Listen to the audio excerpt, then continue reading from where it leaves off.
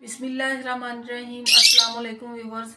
तो व्यूवर्स, मुनाफिकीन जो थे, मदीना के जो मुनाफिकीन थे, उन्होंने वाक़या इफ़ का बड़ा गलत इस्तेमाल किया। उन्होंने इस वाक़े के ज़रिए से उम्मुल मोमिनीन हज़रत आयशा सिद्दीक़ा रज़ी अल्लाह ताला अन्हा को बदनाम करने की कोशिश की।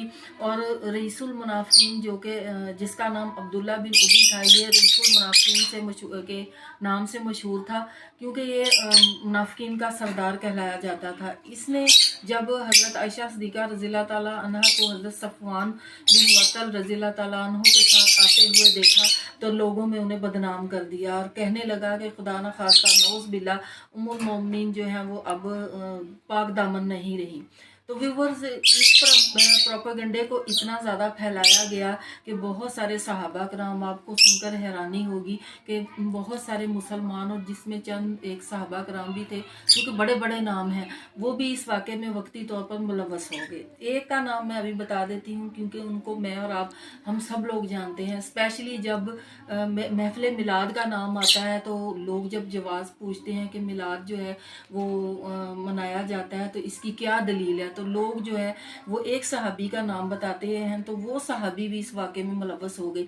और वो कौन से हैं? वो थे हज़रत हसन बिन साबित रज़ी अल्लाह ताला अन्हु। और ये वो सहाबी हैं जिन्होंने आप सल्लल्लाहु अलैहि वसल्लम की शान में सबसे पहले नातें लिखी थी और पढ़ी थी। तो व्यूअर्स, ये सहाबी भी मुलव्वस हो गए, मुनाफिकीन की बातों में आ गए। फिर इन बहतान लगाने की वजह से इनको बाद में जब सूरह नूर की आयत नाज़िल हो गई थी, जब हज़रत आयशा को अल्लाह ताला ने बेकसूर करार दे दिया, तो फिर कुछ सहाबा कराम को कोड़े लगाए गए थे।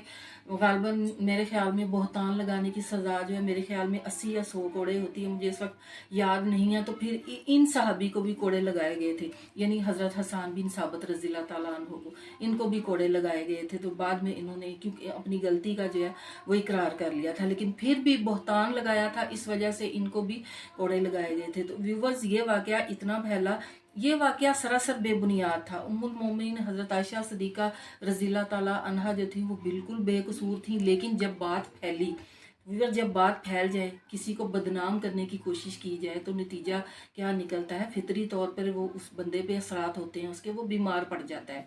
तो नतीजा क्या निकला कि उम्मुल मोमिनीन हज़रत आयशा सिद्दीक़ा रज़ी अल्लाह ताला अन्हा जो थी, उन्होंने इस वाक़े की इतनी टेंशन ली कि वो बीमार हो गई। आगे क्या हुआ, बाकी वाक़यात आपको अगली वीडियो में जब मैं बयान करूँगी। तब तक मुझे दुआओं में याद रखिएगा। बहुत शुक्रिया। अल्लाह हाफिज़।